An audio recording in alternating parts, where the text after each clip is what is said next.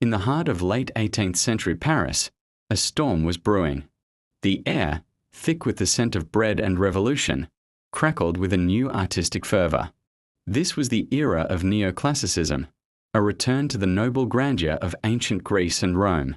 And at its epicenter stood a painter, Jacques-Louis David, a man whose brush would become as mighty as any sword. The Royal Academy, the bastion of artistic taste, was dominated by the frivolous, pastel-hued fantasies of the Rococo style. But David saw a different path. He yearned for an art of virtue, of sacrifice, of civic duty. He traveled to Rome, the eternal city, and there, amidst the ruins of an ancient empire, his vision crystallized. He would paint heroes. His moment came in 1784. The royal commission was for a painting, any painting. But David chose a subject that would shake the foundations of France, the oath of the Horatii. Imagine the scene. 3 brothers, arms outstretched, swearing an oath to their father.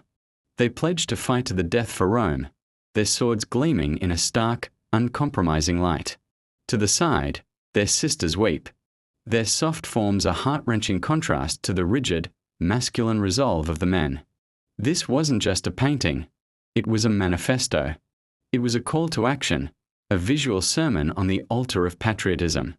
When the painting was unveiled at the Paris Salon, the public was thunderstruck. Nothing like it had ever been seen. The Rococo frills suddenly looked weak, decadent. David's work was severe, powerful, and electrifyingly clear. It spoke a language of honor and sacrifice that resonated deep within the soul of a nation on the brink of chaos. People stood before it for hours, mesmerized. It wasn't just art, it was a prophecy. 5 years later, the Bastille fell.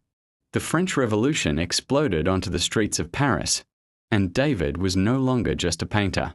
He became a revolutionary, a key player in the new republic. His art became the official voice of the revolution. He painted the Death of Marat, transforming a murdered journalist into a martyred saint, a modern-day pietà for a secular age. He orchestrated massive public festivals, turning Paris itself into a grand neoclassical stage for the drama of liberty. Then came Napoleon Bonaparte. As the Republic gave way to an empire, David adapted. The revolutionary fire in his art was tempered, reshaped to serve a new master.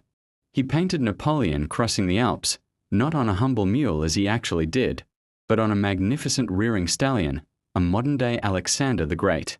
He chronicled the emperor's coronation in a canvas of staggering scale and detail, capturing the immense power and pageantry of the new Napoleonic order.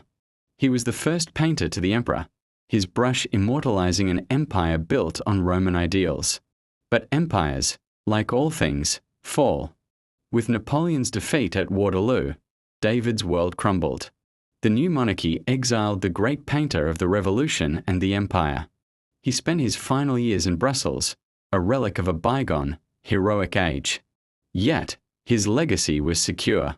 Through the tumultuous tides of revolution and empire, Jacques-Louis David had done more than just paint pictures. He had forged the very image of his era, using the cool, rational language of neoclassicism to capture the white-hot passion of a world turning itself upside down. He showed the world that a paintbrush could be a weapon, that a canvas could be a battlefield, and that art could, and did, change history forever. Thank you for watching. If you were inspired by this story of art and revolution, please like this video and subscribe for more journeys into the past. See you next time.